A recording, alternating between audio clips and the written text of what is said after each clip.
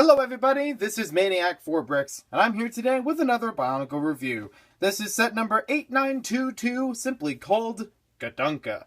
And this was available in 2007 as one of the Titan figures. If I recall correctly, this was about $30 when it first came out in the United States. And if I'm not correct about that, you can find out more in the description, where it has the piece count listed, as well as the price, and all the other important information about the set. So, interesting looking figure. I'm definitely gonna have a lot of fun with this one. So as far as the story for this figure goes, it's not really good, it's not really bad, it's just underwater and just, inconvenience to everyone, really. This was just a figure that's like a small fish that was swimming through and encountered the Mask of Life as it fell through the ocean and in all the fighting. As the Mask of Life encountered it, it transformed it into this.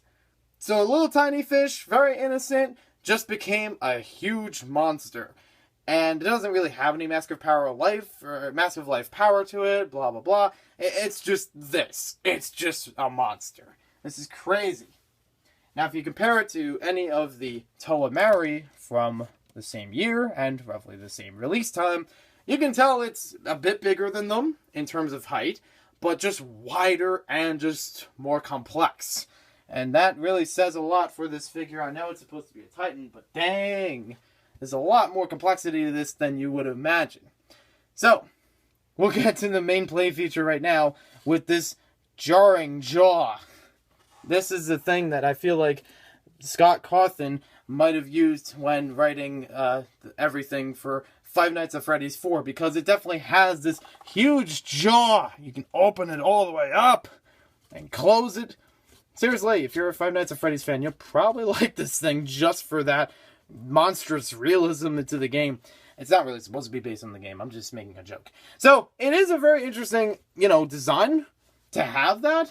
This is like an early Mixels, but for Bionicle, because they have opening jaws. Again, more jokes.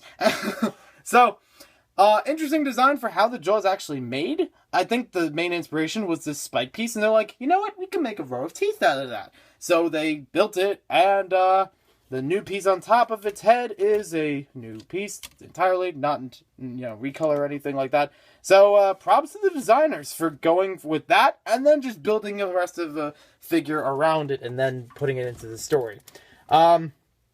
It does have a couple of gaps on the back of it, especially in the neck area and down here. So it doesn't really look that great, but I feel like, a lot of people say things about being gappy, but it's also, think about it, they're Bionicle figures. They're supposed to be part biological, part robotic. Robotic things usually have some sort of gaps in between them, even the individual pieces.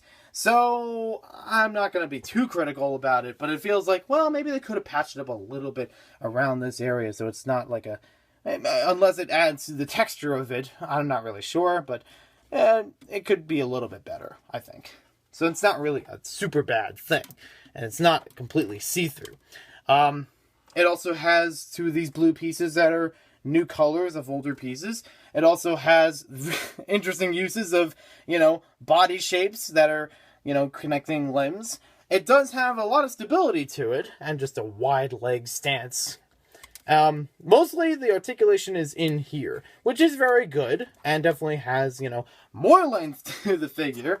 But I find the problem that's with this figure, in terms of posability, is that you can't really pose the legs here.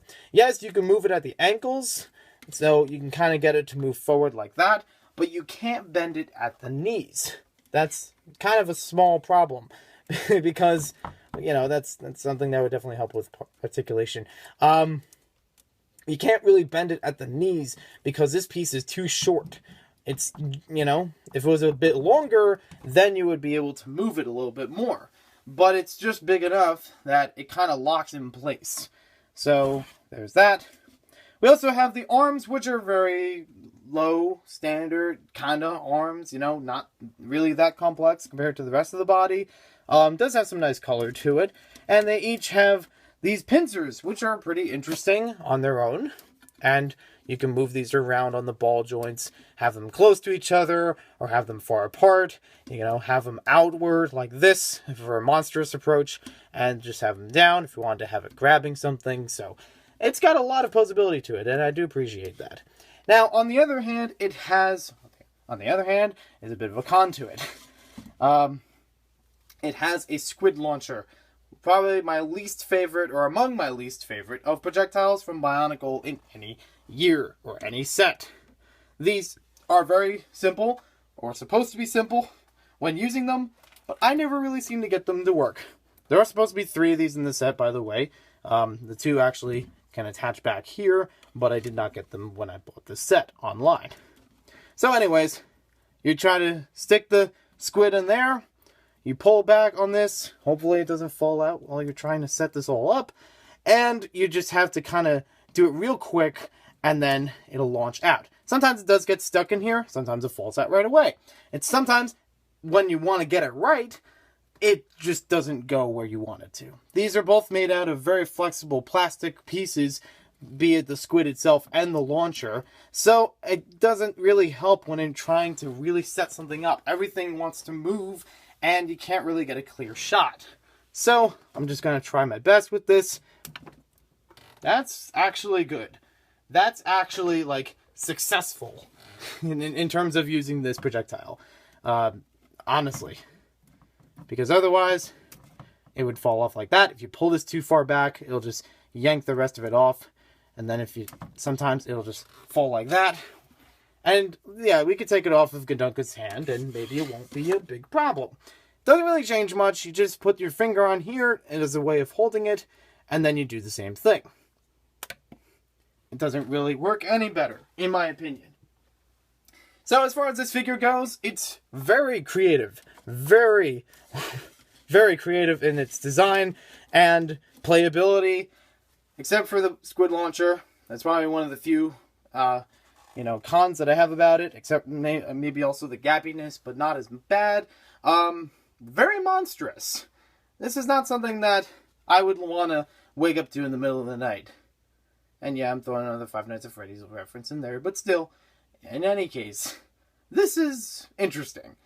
One of the most interesting figures in Bionicle. Like, by itself, it stands out amongst just about everything. You could line up a whole bunch of the figures next to each other and pick this one right out of the crowd. So, let me know in the comments below what you guys think about this figure. Do you like it? Do you like it in, like, a weird sort of, like, oh, it's creative, but it's monstrous way? Or do you not like it because of that? Let me know all your thoughts in the comments below. And we'll see you next time with more LEGO videos. You can check out plenty other Bionicle reviews that I've done on my channel, and they are all in a playlist. And, if you don't mind me, I think this guy needs to eat. He needs to eat. Oh, wow, wow, wow. Oops, I forgot to stop the recording.